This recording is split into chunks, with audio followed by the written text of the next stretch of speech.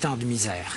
C'est pourtant Haïti qu'on a surnommé la perle des Antilles, mais comme vous allez le voir, cette perle reposait sur un collier qui a plutôt servi à étouffer le peuple haïtien. Comment en est-on arrivé là? D'abord un peu de géographie. Haïti est situé dans les Grandes Antilles.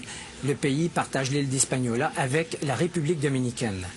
Haïti est classé 160e sur 175 selon l'indicateur de développement humain des Nations unies.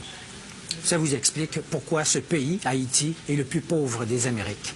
Mais qu'est-ce qui explique cette descente aux enfers? Il y a 3 éléments historiques que nous allons vous raconter. D'abord, il y a son histoire coloniale. Il y a aussi l'isolement dans lequel les autres pays ont condamné Haïti dès sa naissance. Et enfin, il y avait l'existence d'élites prédatrices qui n'ont jamais donné aucune chance au peuple haïtien. L'histoire coloniale d'Haïti se caractérise par une exploitation massive des ressources de l'île sans aucune considération pour ce qu'on appellerait aujourd'hui le développement durable. Cette négligence apparaît dès 1492, alors que Christophe Colomb prend possession de l'île et la déclare colonie de l'Espagne. Immédiatement, les Espagnols transforment leur nouvelle colonie en un lieu d'extraction de richesses, principalement l'or. L'avidité des Espagnols les conduit à asservir les populations autochtones, les Taïnos, qui, à cette époque, auraient été plus d'1 million à vivre dans l'île d'Hispaniola. Les conquistadores les exploitent si durement qu'ils meurent tous en l'espace de 50 ans. L'histoire coloniale d'Haïti débute donc par un génocide. En 1697, Charles II, le roi d'Espagne, cède au roi de France, Louis XIV, la portion occidentale d'Hispaniola, qui est rebaptisée Saint-Domingue. Et cette colonisation française va intensifier la descente aux enfers d'Haïti. Je vous raconte la suite dans quelques instants. Je vous disais il y a quelques instants que la colonisation française a joué un rôle majeur dans le destin tragique d'Haïti. Voici comment ça s'est passé.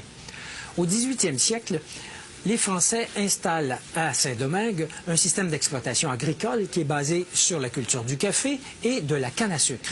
Eh bien, à l'époque, la canne à sucre avait la même importance dans l'économie que le pétrole a aujourd'hui dans notre économie.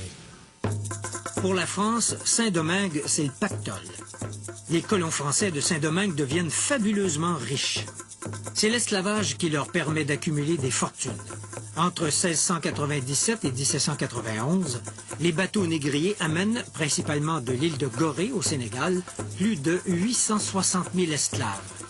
Une fois arrivés de l'Afrique, ces esclaves subissent un régime d'exploitation d'une brutalité incroyable. L'esclavage fait également surgir les premières divisions au sein même de la population noire. L'affranchissement de certains esclaves, souvent des enfants illégitimes des maîtres blancs, donne naissance à une élite, les mulâtres créoles. Les mulâtres se sentent supérieurs aux esclaves noirs et ne partagent pas leurs intérêts. Arrive 1791. La Révolution française bat son plein. Liberté, égalité, fraternité sont des principes qu'on veut étendre partout.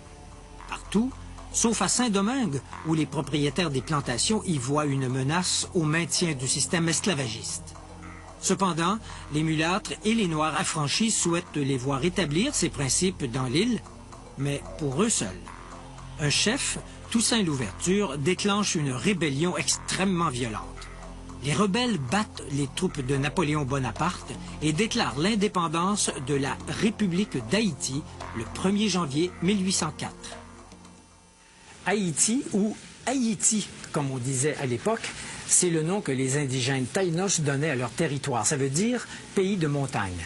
Mais le prix payé par Haïti pour acquérir son indépendance est absolument astronomique. L'économie du pays est dévastée. Haïti aurait peut-être pu s'en sortir si d'autres pays avaient accepté de l'aider, mais ce ne fut pas le cas. Au contraire, épouvanté par l'idée absolument subversive à l'époque qu'une république soit dirigée par des Noirs, les puissances de cette époque isolent diplomatiquement et économiquement Haïti. 2 exemples de l'isolement d'Haïti. Le Vatican n'établit des liens qu'en 1860 avec une république officiellement catholique, mais noire, et il faut attendre 1862, en pleine guerre de sécession américaine qui provoquera l'abolition de l'esclavage, pour que les États-Unis reconnaissent Haïti. Quant à la France, elle refuse de reconnaître l'indépendance d'Haïti. Pour convaincre la France d'accepter son existence, le gouvernement d'Haïti est forcé de verser une compensation que le gouvernement du roi Charles X fixe en 1825 à 150 millions de francs or. Même si cette somme est ramenée à 90 millions de francs or, c'est un coût additionnel asséné à l'économie d'un pays déjà à genoux.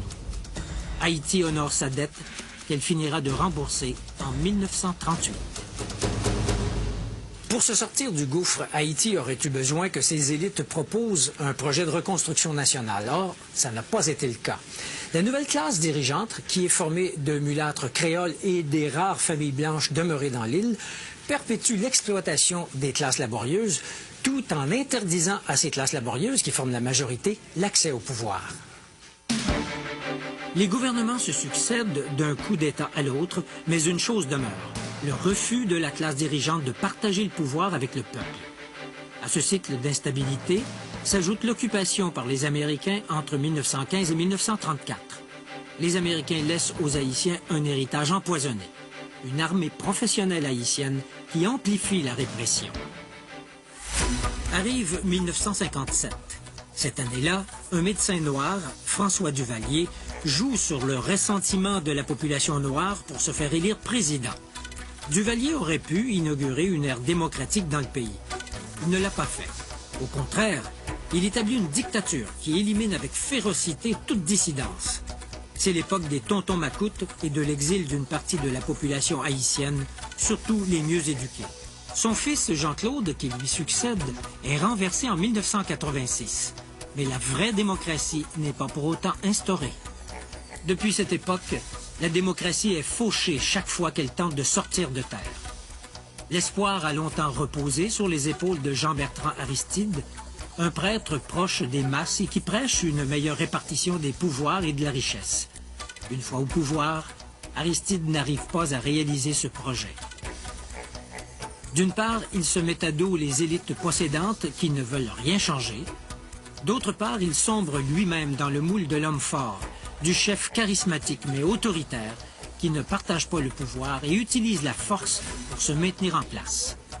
Cette double dynamique explique les malheurs récents d'Haïti, le coup d'État contre Aristide en 1991, les élections contestées, les troupes des chimères qui remplacent les tontons macoutes et l'hésitation de la communauté internationale à fournir des fonds pour rescaper le pays. La grande question est maintenant de savoir comment Haïti pourra rompre avec son passé et s'engager dans la voie de la prospérité et de la démocratie. Il est évident que la communauté internationale aura un rôle à jouer dans cette tâche de réanimation. Mais pour rendre son éclat à la perle des Antilles, il faudra beaucoup de doigté et beaucoup d'argent.